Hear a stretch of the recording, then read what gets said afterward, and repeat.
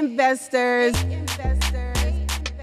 I am here with the Property Challenge podcast.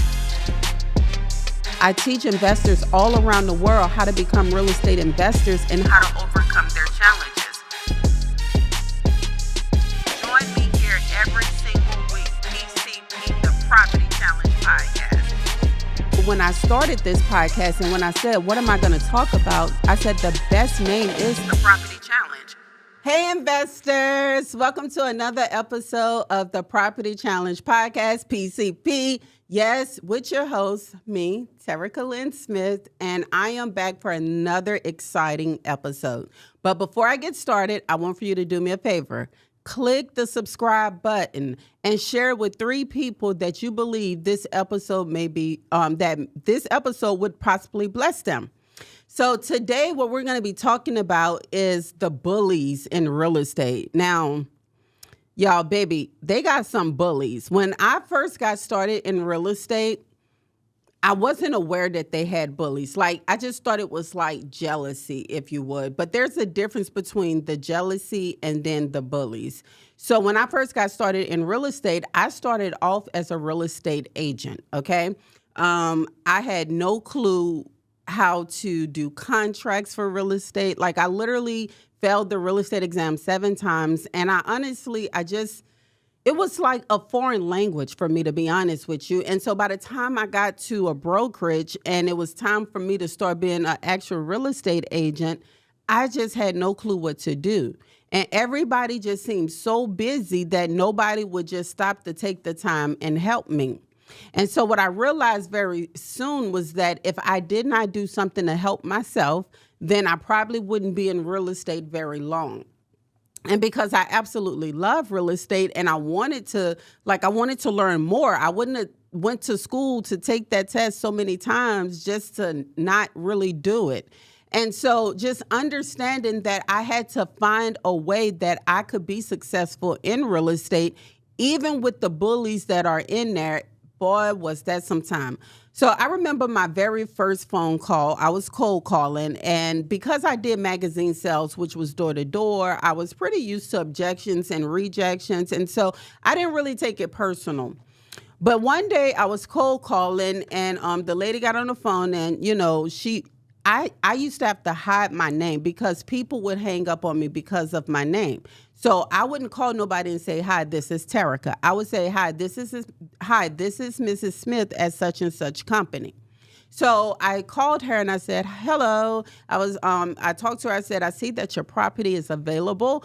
You're looking to get it sold. I would love to come. I would love to come out there. Excuse me. I would love to come out there and give you just a free complimentary analysis on what I believe your property is worth. And so she was like, absolutely, come on. So I ended up going to her property and it was probably like, I don't know, she had to be maybe 70 plus years old, okay? A little Caucasian woman. And I didn't understand why, you know, she was looking at me.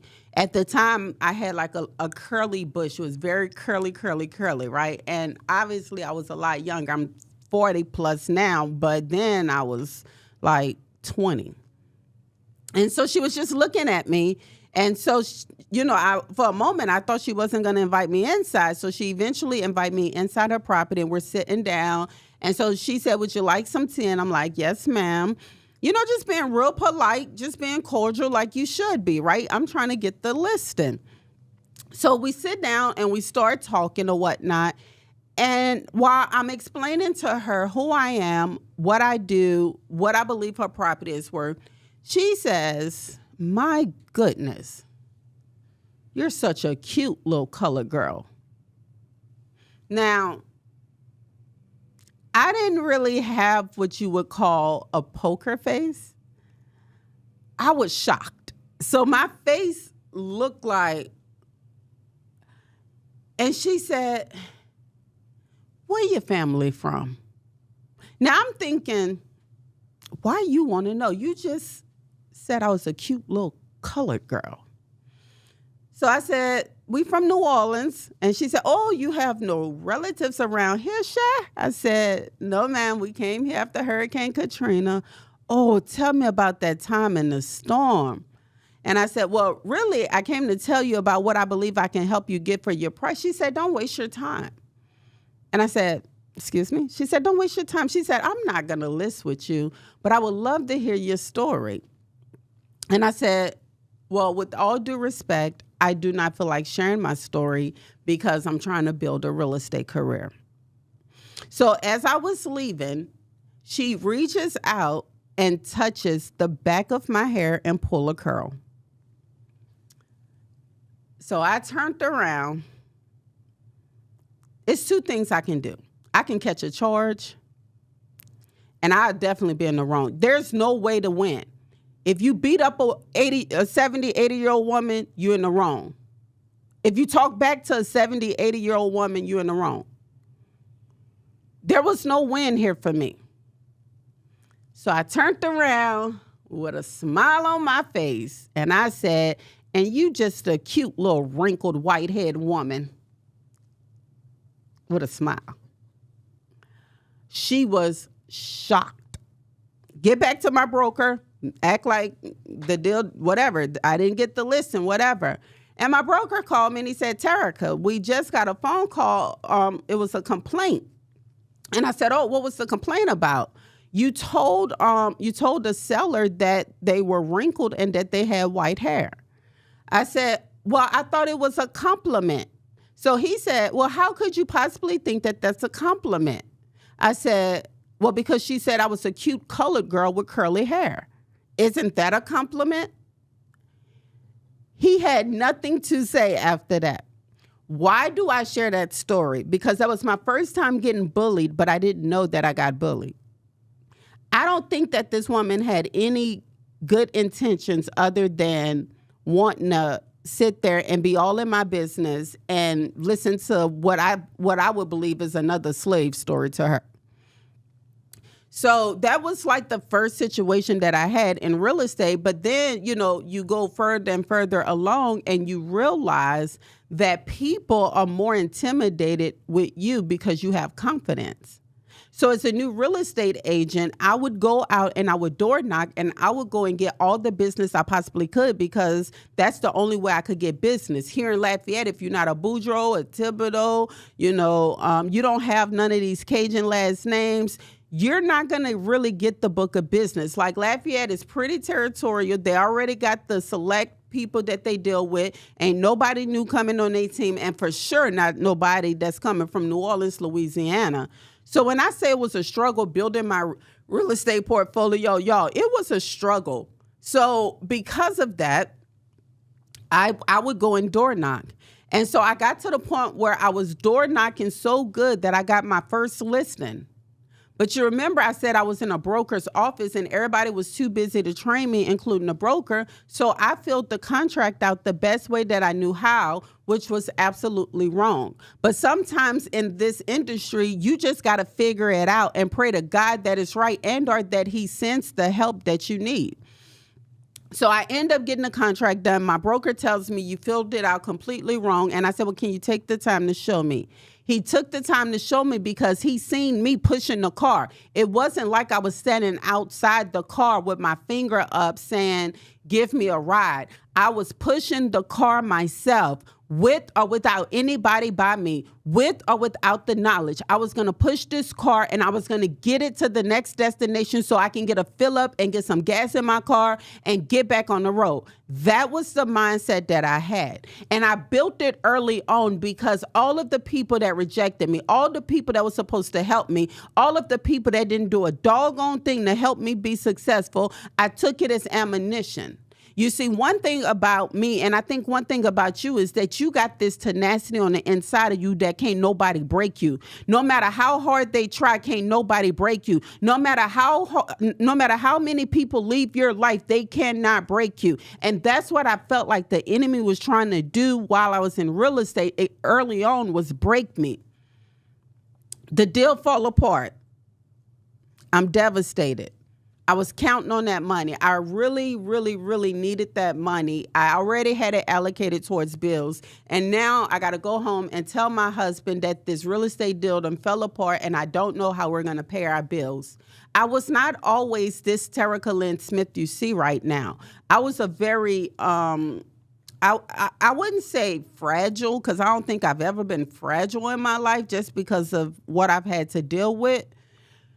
But I would say I wasn't as sure of who I was. That makes sense. Like I couldn't identify who I was. How many of you know you cannot identify what you don't know? So most people, most children, they get their last name from their father. That's a part of their identity.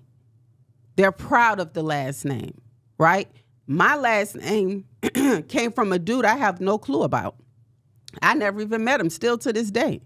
But I do know who my biological father is, but I don't have his last name. So me not being sure of that anointing I carried made me always place myself in the back of a room. You ever been somewhere and you don't want to be seen and you don't want people to recognize you, so you just kind of go to the back of the room? Now, while I'm in the back of the room, I did not know that I had this light that was shining amongst me. I did not know that I would intimidate people. I did not know I made hell shake when I woke up in the morning. I was unaware of these things. And so because I had to figure out how to get it out the mud, I eventually started getting listings after listings, even when the one fell apart. And then I started becoming one of the top producers. So once I became a top producer, that was a whole new level. So then I stepped into a whole nother arena where these are sharks. Sharks. These agents are sharks, okay? Commercial agents, and I say this with all disrespect, they are sharks. If you do not write your commission in a contract, and you're a residential agent and you got a friend you're helping in commercial agents will tell you, why in the hell are you selling a commercial property as a residential agent? Commercial agents turn their nose down at you and think that they're better than you. Commercial agents will walk straight up to your client and say, this is why I'm taking the deal, because I can do this. If you ever saw that TV show with Harvey, trying to think of the name of it right now, but it was one of my favorite TV shows, right? Two attorneys. At the end of the day, the reason why Harvey won was because he was confident in who Harvey was. So for me, I didn't know real estate bullies came in the form of go talk to your client and then steal the contract directly from you. Go talk to your buyer and take your buyer directly from you. Now, today, we have a lot more forms that can protect us, but if a buyer or seller don't want to be with you, it's best to just let them go. But that leads up now to where I'm at, fast forward today. I went to a meetup, okay, and to be honest, there were 4 black people in the room, and we all knew each other. That's it. 4 black people in the room, we were the minorities, and we all knew each other. Okay? And in this room, you have to put together a presentation before you get there on where you're at in your business and what resources are you looking for to help you get to the next level. Well, it just so happened that I received a phone call from a bankruptcy attorney client, and they told me about a set of apartments that were on the market and that they would love if I would get involved in the bid. So me and my team, we went out to the area. We said, absolutely, this looks like a phenomenal opportunity. Keep in mind that there's sharks out there, okay? And they're swarming. So after meeting with the sellers of the property, they say, we like you. We would love for you to put in a bid. Now, this is a very large project. It's probably going to cost $40 million to lift this project. Guys, this is the largest project of my career, and it will take me from one room completely into another room if successfully done. That's how big this deal is, okay? And so we're sitting there, and my business partner, he goes in to do the presentation. Something told me to go sit at the front of the room because I was sitting in the back and I was on voice rest because my voice is it's hurting. I've been speaking for 2 weeks straight. I haven't had a break. And so imagine being a singer and you sing every day and you don't get a break. That's literally me right now.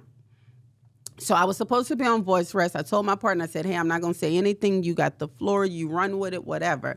Me and my other business partner was sitting down watching our other business partner do it. And at first it went really, really good until I opened my mouth. Oh my God. When I opened my mouth, there was a man in there who could not stand the sight of me. I never knew. He was lying dormant right behind me. So when I said something and I looked behind me, I didn't see a man. I seen the devil himself. This man was now later red, angry, and frustrated that I am talking about an opportunity that he believes, and I know he believes I should never have the opportunity to talk about. So he instantly started throwing out negative stuff about the deal.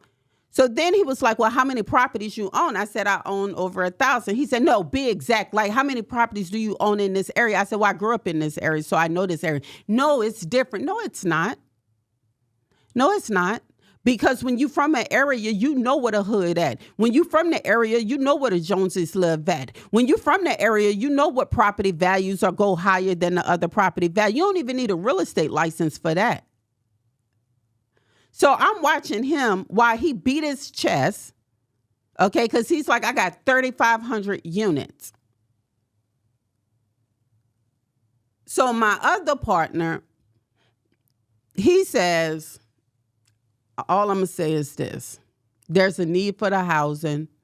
You know, me and Terrica both been homeless and whatever else he said. He got up, walked out the room. I knew when he got up and walked out the room, he had to go calm down. He wanted to lay hands on this man, and so did I. So my partner that's standing up there doing the presentation, he is literally being a stand-up guy and communicating back with this person. What I knew for sure was when my COO was standing behind me and this devil of a man, soon as he spoke, soon as my COO spoke, he looked at the COO and said, so how much money have y'all raised? And so our COO says, well, I've raised over $150 million. She said, oh, that's a different story. How? We've raised millions of dollars before. How is that a different story? Oh, I know why. Because he's in a jacket and he's cleaned up well, and because he looks like, because he said it, he ain't never showed no evidence. He said, I've raised this amount. That's what changed the whole entire game. So my partner still don't know that I did this. I tried my best to not tell this bully anything. I tried my best, but I could not help it. On the second day when we went back into the room, I said these words, you gonna see me in December. That's all I said. And he just looked at me.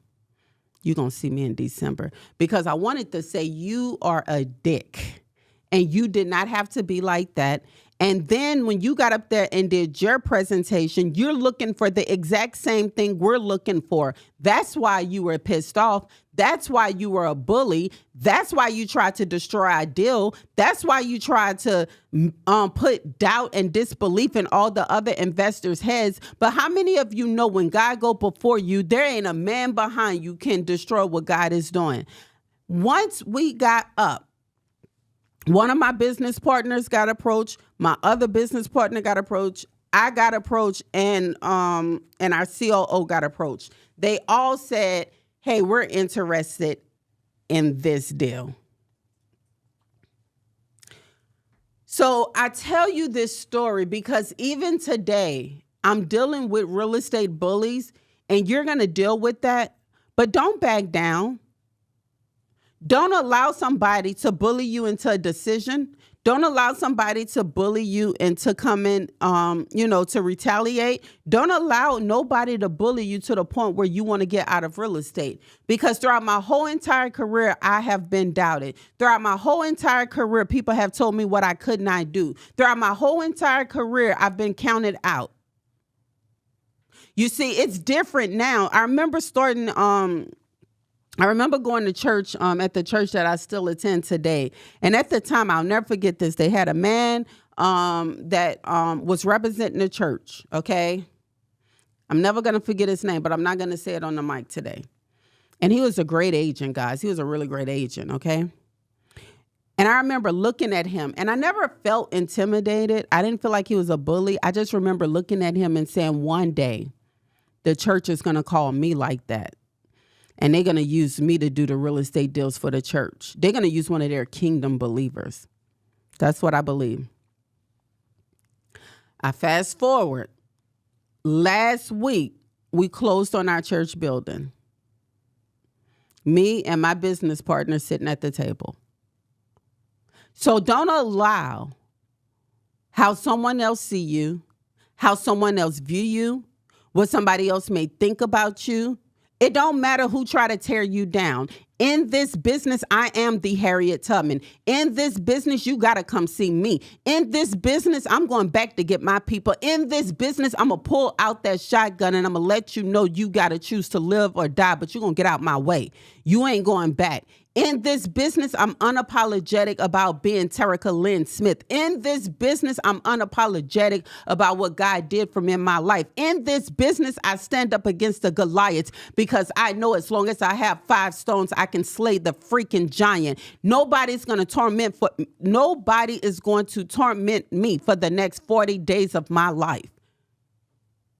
Not when I know 1,000 can fall at the left and 10,000 on the right. Or vice versa, right? Not when I know that. Not when I know who goes before me.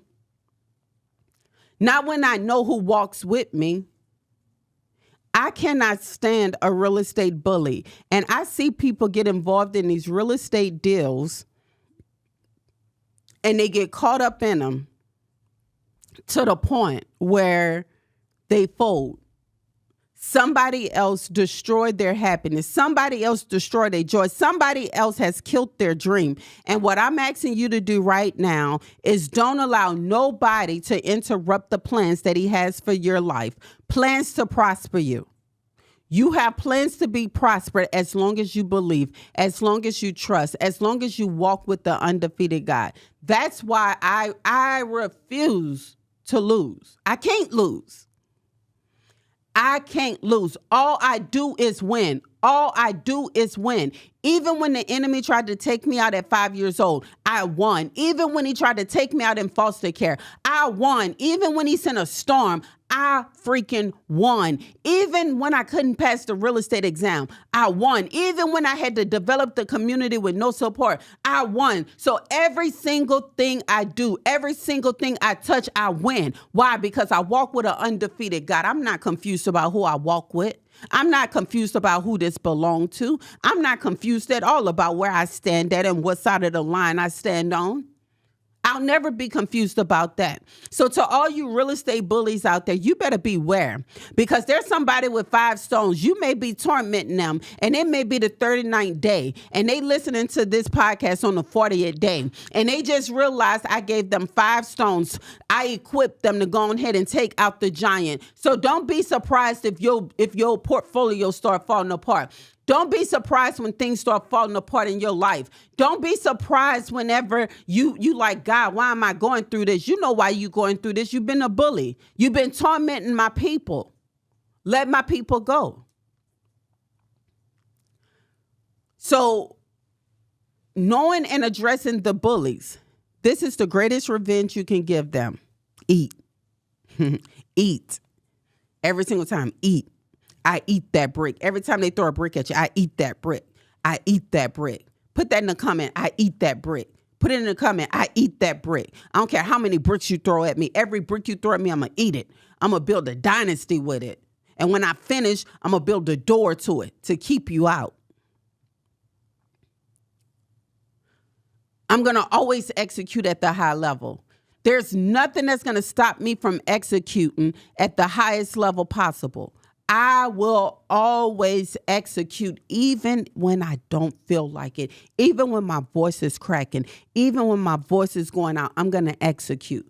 That's what a real estate investor do. This podcast is to help you know that you are strong enough to face whatever it is that you're facing. This podcast is to let you know that there's challenges that each and every last one of us go through, and none of us is perfect. This podcast is set up for you to be able to slay the Goliaths in your life. This podcast is what's going to lead you out of the wilderness and into the promised land. Because once you understand who you're walking with and who you have on your side, there ain't nothing anybody, including myself, that can be done to you. There's nothing. I understand that I'm at a new level in my life. The things I tolerated at this level, I can't tolerate at this level. And the things I tolerate at this level, when I go higher, I can't tolerate at this level. So because I know that there's things I can't tolerate no more, I can't come into agreement with those things no more. I can't be seen around that type of thing anymore. There's a new level that I'm acquiring for. When somebody comes to me with a $50,000, $60,000 deal, no offense, I can't do those deals anymore. Somebody comes to me something less than $1 million, I'm not interested because I'm at a different level. You see, people are okay as long as you remain the same. The issue happens when you're ready to grow. On my next episode, I'm going to talk about how almost my whole entire team walked out. I'm going to share with you guys the truth behind it and what I did to survive it. But you can't get that information until you watch next week's episode, because it's going to be good. I am going to be airing all of our dirty laundry. Oh, it's going to be juicy. It's going to be a good one. But why am I doing that? Because where I may have had failures, where I may have had mistakes, you can say, okay, I learned from T here that I don't want to do this, but I want to do that. I learned from T that this worked and maybe this didn't work. I learned from T, boom, boom, boom, boom, boom. You see what I'm saying? That's what I want you to be able to leave with and say. Because of T, I learned this. Because of T, I did this. Man, T went through all of this and she still had to show up for each and every single thing. Yes, that's the way that it goes. But as a real estate investor, you owe it to yourself. You can't play around with being a real estate investor. Either you're going to be a real estate investor or you're not. That's what I tell myself every single morning I wake up. Are you real or are you fake? You see, fake is hard because you got to keep up with it. When I'm real and I'm being myself, you're going to see me exactly for who I am.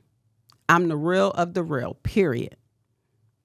I'm the real of the real, period. So do me a favor. If you like this episode and you're like, yo, T, this was fire, then click the link below and join our protege community.